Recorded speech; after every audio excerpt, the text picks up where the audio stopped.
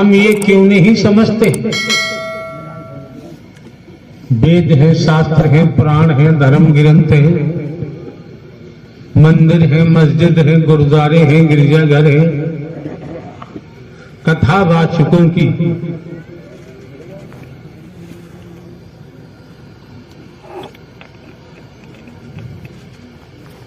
संख्या भी नहीं कह सकते। हम तो यही कहेंगे कि कथावाचकों की गिनती गिनना भी संभव नहीं।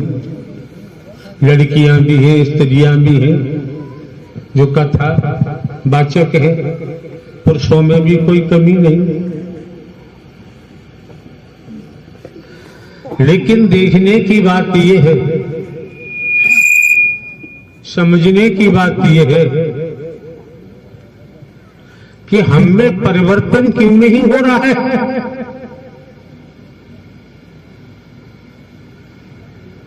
हमें बदलाव क्यों नहीं हो रहा। हमारे हाथ में माइक है, फिर भी हमें बदलाव नहीं हो रहा। फिर भी हम कुछ समझने सोचने को तैयार नहीं। क्या मजे की बात है। किराया भाड़ा खर्च करके क्यों आते हो भाई? महंगाई का जमाना है। जिससे बात करो वो अपने को डबल एमए, पोस्ट ग्रेजुएट से कम नहीं बताता, पीएचडी बताता है, एलएलबी बताता है, एलएलएम बताता है, एमबीबीएस एमडी है, सर्जन है, एमडी है, इंजीनियर है, कोई कमी नहीं है।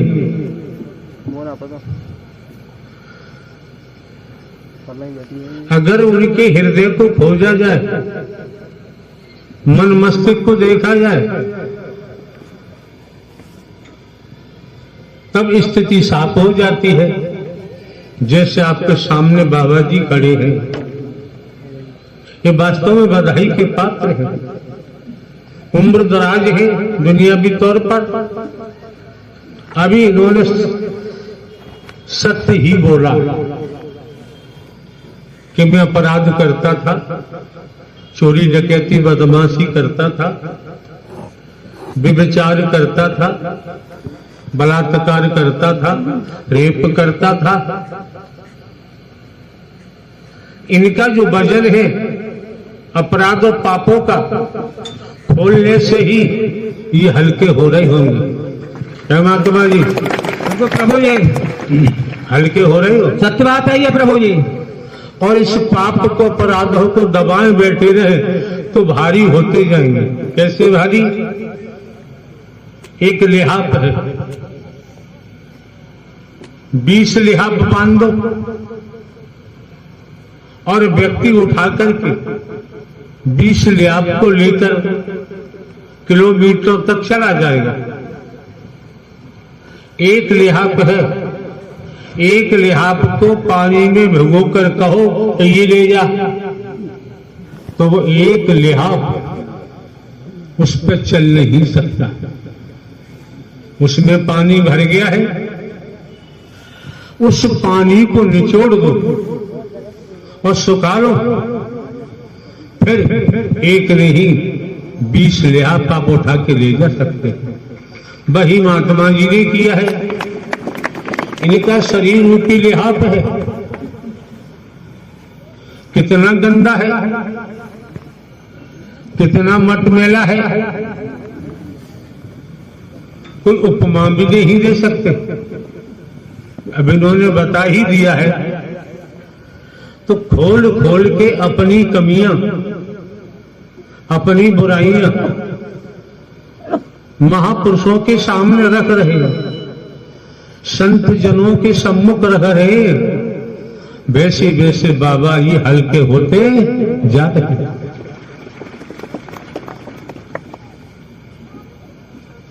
इसलिए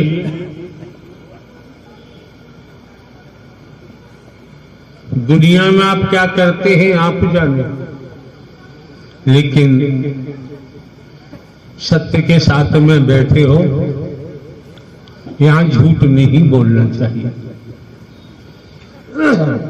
यहां कोई अपराध किसी प्रकार का नहीं करना चाहिए। किसी की बहन बेटी के प्रति भी कोई विचार नहीं आने चाहिए, अन्यथा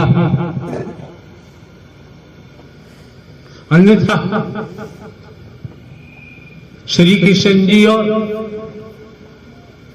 सुदामा जी गुरुकुल में पढ़ने को गए, पढ़ाई कर रहे थे। सूखा ईंधन नहीं था, ऐसा लेख कहता है।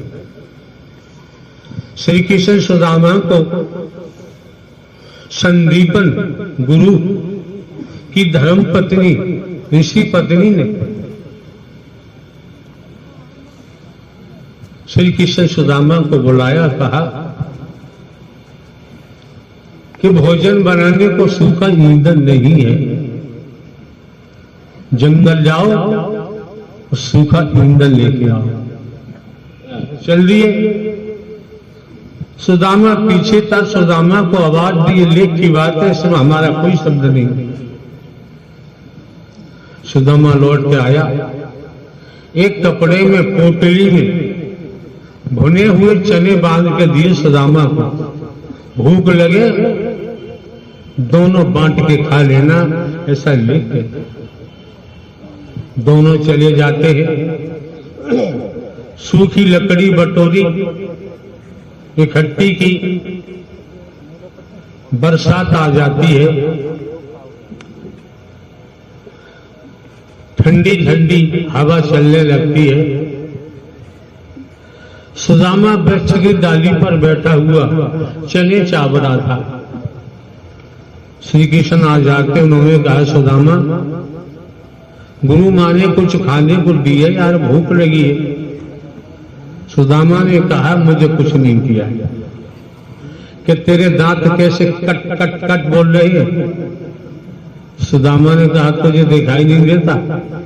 बरसात हो रही है, ठंडी ठंडी हवा चल रही है, सर्दी से दांत कट कट कट कट हो रही है। इतनी अब यहां समझिए, बहुत समझना है। वैदिक काल का लेख कहता है। इतनी बात सुनकर श्री कृष्ण ने मन ही मन सुदामा को श्राप दे दिया। शिक्षा पूरी हुई दोनों की। श्री कृष्ण जहां थे वहां चले गए, सुदामा जी चले गए। सुदामा जी भीख मांगने को जाते थे, भीख नहीं मिलती थी। श्राप का असर देखिए, भीख नहीं मिलती थी। एक दो रुक्मणी जी ने कहा श्री कृष्ण जी से कि नाथ, ये सुदामा आपका बहुत बड़ा भक्त है, हर पल हर क्षण आपका नाम जपता है। ये सुदामा और इसके बच्चे भूख को मर रहे हैं, आपका भक्त है, इसकी मदद क्यों नहीं करते? श्री कृष्ण ने कहा, मैं मदद कर ही नहीं सकता। कि क्यों? कि उनका कोई जवाब नहीं, मैं नहीं कर सकता। तो श्री कृष्ण ने रुक्मिणी जी से कहा कि तुम ही किसी का मन बदल लो। सुदामा जी भीख मांगने जा रहे हैं, किसी स्त्री का मन बदला।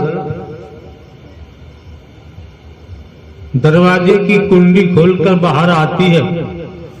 सुदामा जी चिल्ला रहे थे, माते भिक्षाम गई। उस स्त्री ने कहा, सुदामा जी ठहरो, आज मैंने बहुत सारी खीर बनाई है, लेके जाना, आप भी खाना, बच्चों को भी खिलाना। महिला जाती है, किसी पात्र में बर्तन में खीर भर के लाती है। लेख की बात है, सुदामा को थमा दिया, सुदामा जी मन ही मन सोच रहे हैं, आज तो मेरा भी पेट भर जाएगा, बच्चों का भी पेट भर जाएगा, इतनी खीर है। मन ही मन हर्षाते हुए जा रहे हैं। देखो श्राप का खेल, सुदामा जी को ठोकर लगी, धड़ाम नीचे नीचे गिरे और खीर फैल गई। कुत्ते आते हैं, खीर को चाट गए। बाबूजी मानो मत मानो, जब यहां आए हो हमारा कोई स्वार्थ है नहीं, हम तो धड़ल्ले से कहते हैं। जब मन ही मन श्राप साकार सत्ता ने दे दिया, सुदामा का दोस्त थे, फिर भी दुर्गति हुई। भीख मांगने जाए हैं, भीख भी नहीं मिलती। लंबी कहानी है। हम कर्म से लेके चलते हैं, कर्म अकर्म विक्रम सकर्म। इस ब्रह्मांड में भूलोक में सारा खेल कर्म का है। कर्म बिगड़ जाता है तो दुर्भाग्य बनता है, कर्म बन जाता है तो सौभाग्य बनता है।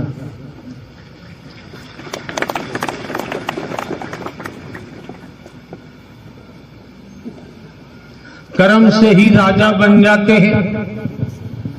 कौन सा कर्म किया?